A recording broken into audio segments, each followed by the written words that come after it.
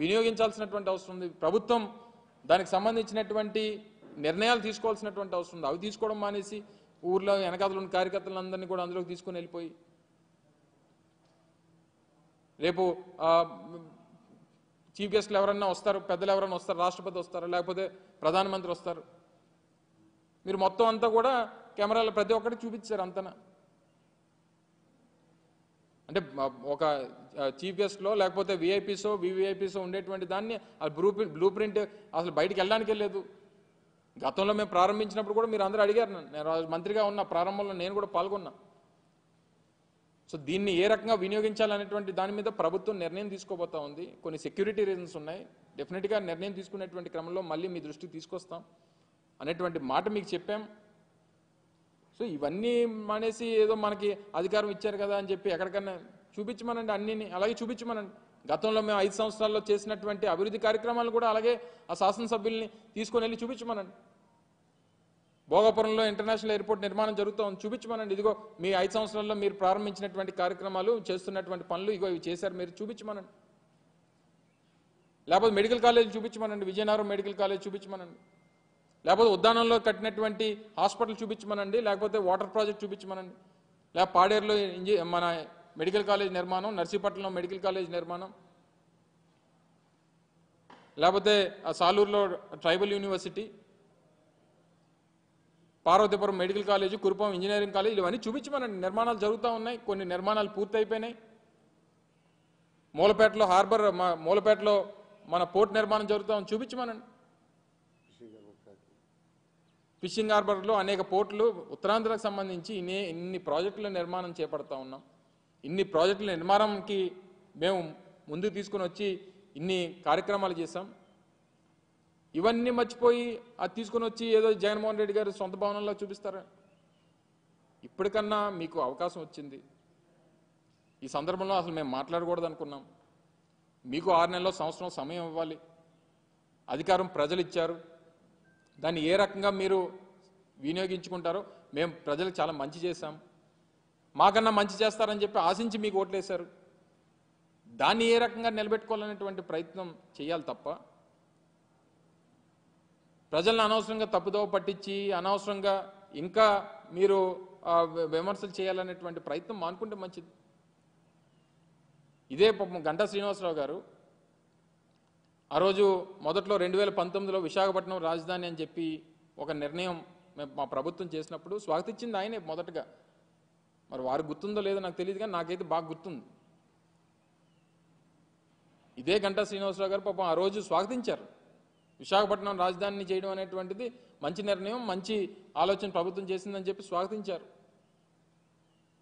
సరే, ఇప్పుడు ఏదేమైనప్పుడా నిర్ణయాలు ఆయన ఆలోచనలు మారినా ఏది మారినా ఇది ప్రభుత్వంలో ఉండగా అధికార పార్టీలో ఉన్నారు, వారు అధికారంలో ఉన్నారు. ఈ రకమైనటువంటి దుష్ప్రచారం అనేటువంటిది సమంజసం కాదు. ఇప్పటికన్నా అది ప్రభుత్వ భవనాలు అనేటువంటిది వారన్నా గ్రహించాలి. ప్రజలకు ఎలాగ తెలుసు, అదేదో జగన్మోహన్ రెడ్డి గారు సొంత ఇల్లు కట్టుకున్నట్టుగా దాన్ని చిత్రీకరించేటువంటి ప్రయత్నం మొదటి నుంచి రుషికొన్ని ఆక్రమించుకున్నారు అనేటువంటి దుష్ప్రచారం చేసిన ఆక్రమణలు జరిగింది. దాని ఎదురుగా ఉన్నటువంటి గీతం కాలేజీలో జరిగినాయి. దాదాపు 23 ఎకరాలు ప్రభుత్వ భూములు ఆక్రమించుకున్న ఆయన దాన్ని బయట పెట్టేటువంటి కార్యక్రమం చేస్తాం. అందులో 13 ఎకరాల్లో అయితే ఏకంగా నిర్మాణాలు చేస్తారు గవర్నమెంట్ ల్యాండ్స్లో. సో వాటిని చూపిస్తే ఇంకా బాగుండేది, ఎందుకంటే స్థానిక శాసనసభ్యులు వారికి కూడా ఈ ప్రాంతానికి ప్రాతినిధ్యం వహిస్తున్నారు కాబట్టి దాన్ని ఎదురుగా ఉన్నటువంటి గీతం కాలేజీని కూడా చూపించుంటే బాగుండేది. సో ఏదేమైనప్పటికీ ఇది మేము విమర్శలు చేయడానికి కానీ వాళ్ళు మా మీద దుష్ప్రచారం చేయడానికి ఇది సమయం కాదు. మేము కన్స్ట్రక్టివ్గా ప్రజల పక్షాన ప్రభుత్వం చేపట్టేటువంటి కార్యక్రమాల్లో ఏదైనా లోటుపాట్లు ఉంటే వాటిని కన్స్ట్రక్టివ్గా క్రిటిసైజ్ చేయాలనేటువంటిది మా తాపత్రయం. ఆ ప్రకారం మేము వెళ్తాం తప్ప ఇటువంటివి చేసి మళ్ళీ అనవసరంగా లేనిపోయినటువంటివి ఇప్పటి నుంచి ఈ రకమైనటువంటి దానికి ఒక ప్లాట్ఫామ్ వేయొద్దు అనేటువంటిది వారిని కోరుతా ఉన్నా. ఇప్పటికన్నా ప్రజల్ని మరొకసారి దీని మీద గ్రహించాల్సిందిగా, వాస్తవాలు తెలుసుకోవాల్సిందిగా, లేనిపోయినటువంటి సృష్టించి ప్రజల్ని మభ్యపెట్టేటువంటి కార్యక్రమం, ఏమార్చేటువంటి కార్యక్రమం దయచేసి చేయొద్దని చెప్పి మరొకసారి అధికార పార్టీకి చెందినటువంటి నాయకత్వాన్ని అందరినీ కూడా కోరుతా ఉన్నాం.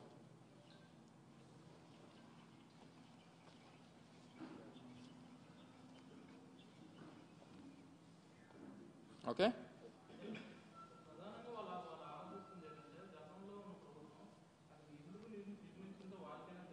ఎందుకు నిర్మించింది దానికి టూరిజం ప్రాజెక్ట్ అని చెప్పాం కదా, మొదటి నుంచి చెప్తున్నాం కదా, మొదటి నుంచి చెప్తాం, మొదటి నుంచి ఇప్పటికీ కూడా. ఇప్పుడు మేము ప్రభుత్వంలో లేం కదా, వాళ్ళ దగ్గర రికార్డ్స్ అన్నీ వాళ్ళ దగ్గర ఉంటాయి. ఇప్పుడు ప్రభుత్వంలో విమర్శించింది వాళ్ళు. ఏమంటారు? ఎవరు చెప్పబెట్టుకున్నా ఉంది, అందుకు చెప్పి మేము అన్ని రిలీజ్ చేసాం కదా. ప్రారంభోత్సవం చేసినటువంటివన్నీ కూడా మేము అఫీషియల్గా మంత్రులు వచ్చి చెప్పాను కదా, నేను మీకు ఆ రోజు చెప్పాను కదా. మేము ప్రారంభోత్సవం చేయకముందు, మా ప్రారంభోత్సవానికన్నా ఒక నెల 2 నెలలకు ముందే ఒక 3-man కమిటీ, సీనియర్ ఐఏఎస్ ఆఫీసర్స్తో కమిటీ వేశాం.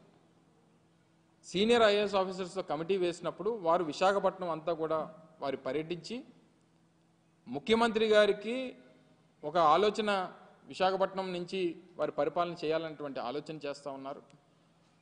ఈ క్రమంలో ఈ నిర్మాణాలు అయితే బాగుంటాయి అనేటువంటిది వారు వ్యక్తపరిచారు. సో సీఎం గారు రేపు ఫ్యూచర్లో అక్కడ ఉండాలనేటువంటి నిర్ణయం, ఒక కమిటీ నిర్ణయం తీసుకున్న తర్వాత దాన్ని ఏ రకంగా చేయాలనేటువంటిది ప్రభుత్వం తీసుకున్నటువంటి దాంట్లో కొన్ని సెక్యూరిటీ రీజన్స్ వల్ల ఎలా చేయట్లేదు అనేటువంటి మాట ఆ రోజు నేను మంత్రిగా చెప్పాను. సరే, ఇప్పుడు వారు అధికారంలోకి వచ్చారు. వారు అధికారంలోకి వచ్చిన తర్వాత వారు నిర్ణయం, గతంలో ఏదైతే అమరావతి అని చెప్పి మొదటి నుంచి పట్టుకున్నారో దాని ప్రకారం వెళ్తూ ఉన్నారు. Well and good. ఇప్పుడు అది మొదటి నుంచి టూరిజం డిపార్ట్మెంట్ పేరిట ఉన్నటువంటి ప్రాజెక్టు. నాకు తెలిసి 86లోనే 87లోనే ఎన్టీ రామారావు గారు మొదట అక్కడ టూరిజం ప్రాజెక్ట్ నిర్మించేటువంటి కార్యక్రమం. అప్పుడు కూడా కొండలు కొట్టే కదా కట్టాడు ఆయన. అప్పట్లో తెలుగుదేశం పార్టీ ఏదైనా కొత్త టెక్నాలజీ వాడి చెట్లు కొట్టకుండా ఏదైనా నిర్మాణాలు సంబంధించినటువంటి సొంత భవనాల్లా చిత్రీకరించి రాష్ట్ర ప్రజల్ని ఏమార్చేటువంటి ప్రయత్నం నిన్నటి నుంచి జరుగుతున్నటువంటి సందర్భాలు మనం చూస్తూ ఉన్నాం. స్థానిక శాసనసభ్యులు చాలామంది వారి కార్యకర్తల్ని, అలాగే చాలామంది మీడియా సహచరుల్ని అందరినీ కూడా వారిని అందరినీ కూడా లోపలికి తీసుకొని వెళ్ళి చేసినటువంటి ప్రచారం, తర్వాత జరిగినటువంటి దుష్ప్రచారం, ఇవన్నీ కూడా ఒక్కసారి ప్రజల్ని ఆలోచన చేయమని చెప్పి కోరుతా ఉన్నాం. ఋషికొండ మీద గడిచినటువంటి 3-4 సంవత్సరాలుగా ఏ రకంగా దుష్ప్రచారం చేస్తూ ఉన్నారో, దాని మీద ఎన్ని